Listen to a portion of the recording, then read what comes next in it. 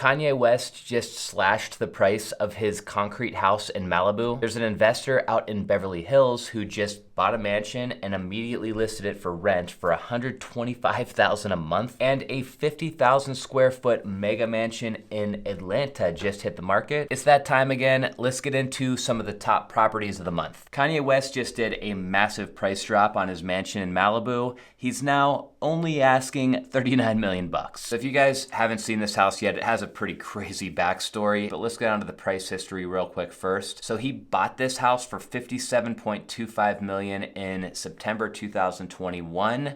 He gutted the place and then he tried to relist it for sale for $53 million a couple of months ago. But with him just dropping the price to $39, Kanye stands to lose like $20 million on this place after he pays all his commissions and stuff. What's interesting is that the listing agent actually used some old photos from before Kanye did his demo. So it's very modern. It's that brutalist style of architecture.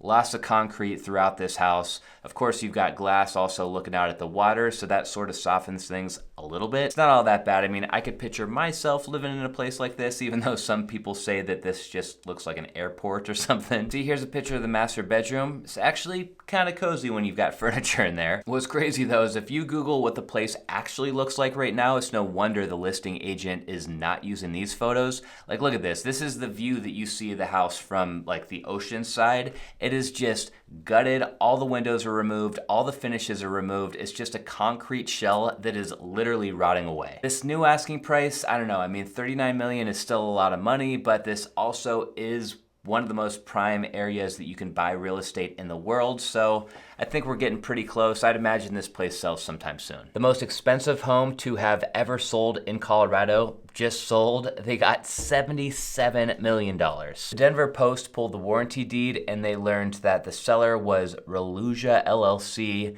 The buyer was Clear River Properties LLC. Pretty typical for LLCs to be behind a transaction like this. And the house is in Aspen, Colorado. The listing description says that the property itself is sitting on 60 acres, but it's surrounded by another 850 acres of Pitkin County open spaces. So this house is very private. Check this place out. 8 bedrooms, 12,600 square feet. It's Aspen. Of course, for the cover shot, they had to show this place covered in snow. Lots of glass on the front of the house. Huge swimming pool out back. Although I will say I would not want to be the person servicing this pool when these trees are dropping their leaves. This house is cool because from the outside, it's got this like cabin vibe to it, but inside it's actually really modern. Looks like they've got a stream and a little waterfall that runs right through the property, and then it has its own private pond as well. It's funny, throughout this entire listing, they toggle back and forth like a few shots to the outside, and then they show you a few shots to the inside. I feel like both the outside and the inside of this property are equally as amazing. 77 million is an impressive number, and it might set a record today, but it looks like that record is about to be beat again. Steve Wynn is actually in contract to buy a different property out here that they should be closing on soon. It's rumored that he's paying $110 million for this house. Now, I'm not gonna lie, I don't know much about Atlanta real estate. I feel like we focus primarily on California, Florida, and New York around here,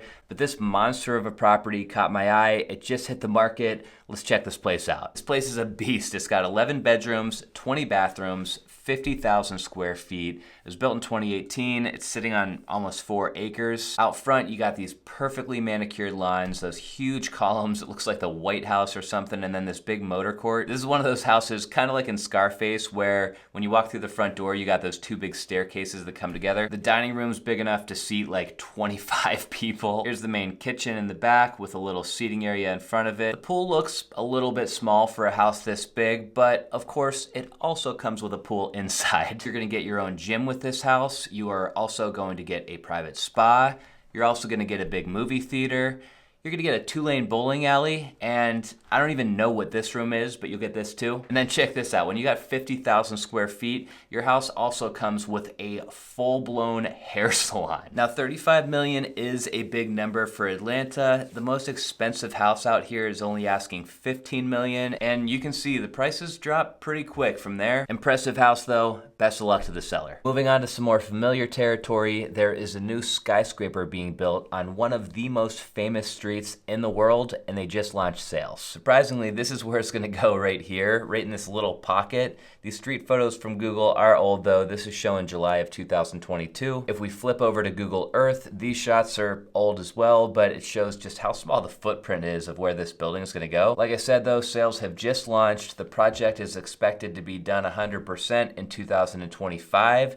And the place is going to stand 1,000 feet tall. Here's the sales page, 525th Residences. It's got the Empire State Building here in the background. It looks really close. It's actually, I think, like 5 or 6 blocks away, but here's the tower we're talking about today. Got all the fancy like sales buzz language over here in this paragraph. Basically, the place is 1,000 feet tall. It's got this really unique architecture designed by a firm called KPF. On the left here, it shows us this place is gonna have a pretty grand entrance. And then on the right, this is what the tower is gonna look like from Bryant Park. It blows my mind sometimes the quality of finishes that they use on these buildings. It's no wonder sometimes they spend as much as $3 billion to build these things. Unfortunately, we don't get any interior renderings of these spaces yet. But if you do want to live here, you just have to fill out this short form. And then here at the bottom of the form, it says, which residence are you interested in? Looks like 1 bedroom start at 1.7, 2 bedrooms are 3.3, and 3 bedrooms will start at 5.5 million bucks. Okay, I'm not even sure what this means, but one of LA's most avant-garde homes is for sale.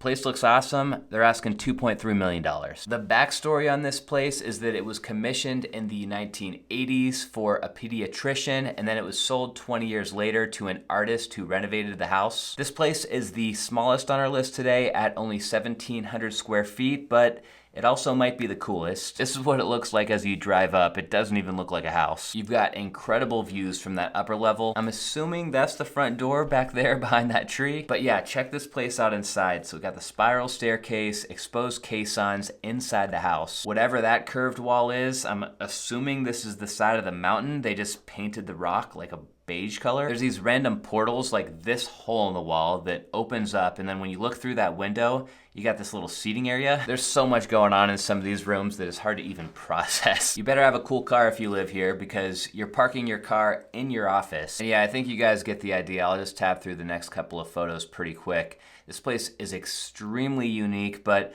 I love it, man. I mean, nowadays, especially out here in Arizona, a bunch of people are building just a bunch of stucco boxes. It's cool to see someone do something so unique and so different. It'd be hard to imagine actually living here. A house like this would probably do better like on Airbnb or something, but still, you got to appreciate something like this. We don't usually talk about rentals around here, but this one's pretty special. So an investor just scooped up a mansion in Beverly Hills. He paid $17 million.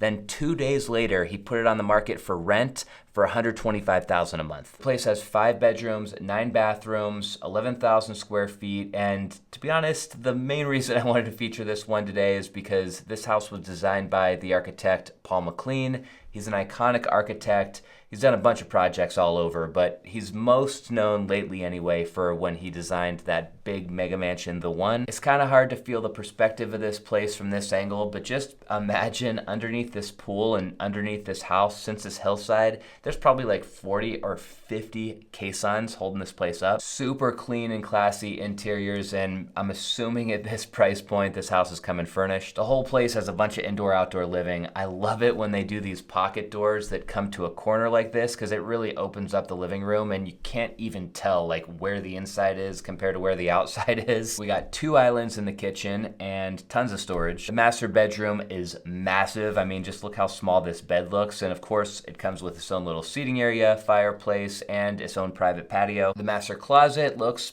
like a high-end boutique. The master bathroom looks like a spa. This place has a little atrium. It's got a game room. Of course, it comes with a bar inside, and the bar's right next to this movie theater. You got a spa in here with a steam room and a sauna, and the house is amazing, but almost as amazing is the outside. There are just views on views on views on views, basically every direction you look. Now I'm trying to figure out whether or not this place was actually a good investment. So let's just say hypothetically that they get their $125,000 per month in rent. After they pay all their expenses like taxes and insurance and maintenance and stuff, they're probably netting more like $110,000 a month. $110,000 a month adds up to $1.3 million in rental income per year. Then if we divide that by the purchase price, that means that if they get their price, these guys are making about 7.8% return on their money. That, of course, assumes they paid cash, but not all that bad, especially considering that doesn't even include the other benefits of owning rental property like appreciation and then all the tax benefits you get. That's a wrap for today's episode. I hope you guys enjoyed it, and if you did, don't forget to hit the thumbs up button down below before you go.